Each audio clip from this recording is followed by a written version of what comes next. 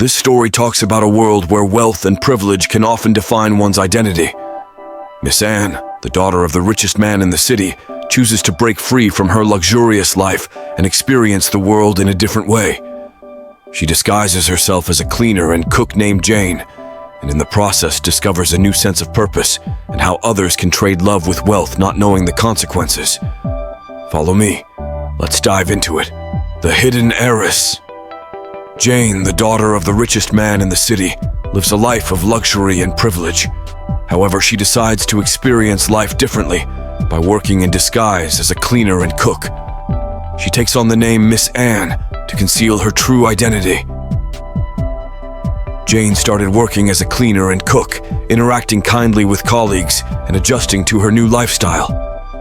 Simon, a simple and good-looking guy working as an office messenger, bumps into Jane. "Oh, I'm so sorry. Are you all right?" Simon said. With a smile, Jane responded, "Yes, I'm fine. No harm done." From that moment, a connection was formed. Simon and Jane spending time together, enjoying simple dates and building their relationship. Simon held Jane's hand with passion, looked into her eyes and said, "Jane, I know I don't have much, but I promise to always make you happy." Jane answered with love and said to him, "Babe, it's not about what you have. It's about who you are." Being in this relationship for a while, they decided to take it to the next level, so they planned and had a modest yet beautiful wedding ceremony. Jane and Simon exchanged vows.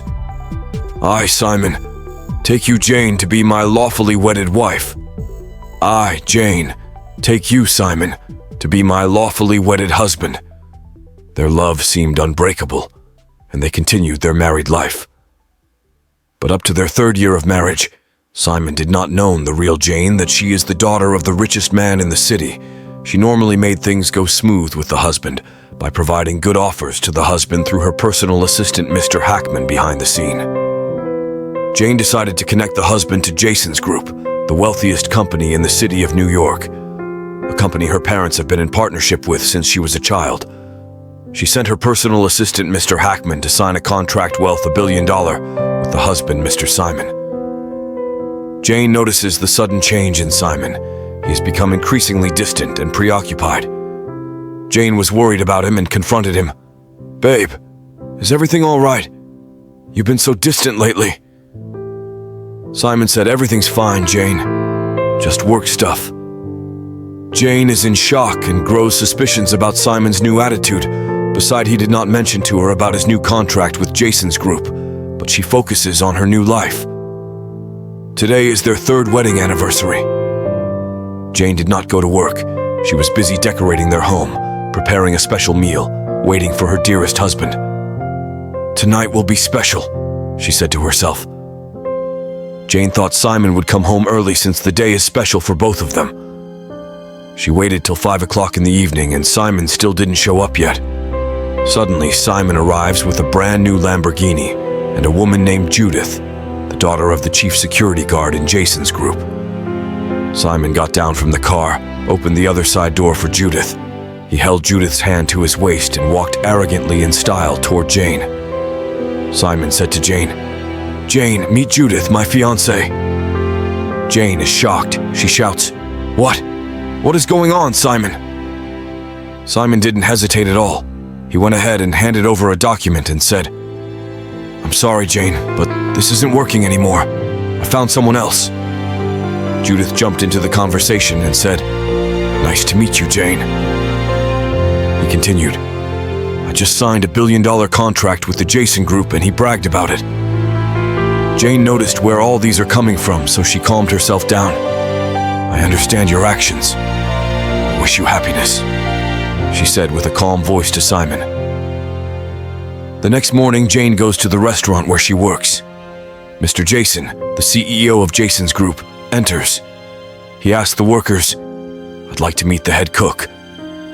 So they call Jane to meet with him. At the same time, Mr. Hackman enters, sees Jane and shouts, "Miss Anne, please come home to your family and handle your family's wealth." Mr. Jason realized and he said, "Wait, Miss Anne, the woman I've been wanting to meet for this long? But what amuses him is for such a wealthy daughter to be working at the restaurant, but Mr. Hackman explains everything to him. Yes, this is Miss Anne, the daughter of the richest man in the city. Mr. Jason shook her hands and said to her, Miss Anne, we just signed a contract with your husband Simon by your command. Why did you do that? Let's have a meeting tomorrow morning at the company's headquarters. Jane returns home to meet her parents. The next morning, she reflects on her journey and prepares for the meeting. It's time to reclaim my identity. Let's make it happen, she said. At Jason's group headquarters, all board members, including Simon and Judith, were all present and ready for the meeting to begin. Judith whispering to Simon, "What is she doing here? Who invited her?" Simon was confused at Judith's action and asked her, "What is it? Whom were you talking about?"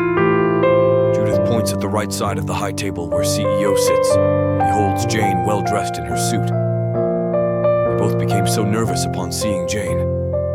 Mr. Jason, after he welcomed the board, stood up with some excitement, said, "Ladies and gentlemen, this young, vibrant lady beside me is Miss Anne, the daughter of Ben Rock, the richest man in New York City. Her family and mine made this company, Jason's Group. Today, I officially announce the renewal and coexistence of our partnership." The news of Jane's true identity spreads rapidly. Simon and Judith react with shock and regret. Simon said to Judith, "We're finished. How could I have been so blind?" Simon returns home, takes their wedding picture and cries heavily. "I can't believe it. I let her go. And now she's more powerful than ever. Now I have no contract." He continues to weep like a baby, but as they say, every action has consequences. He lost everything and it was too late to reconcile with Miss Anne. Thank you for watching.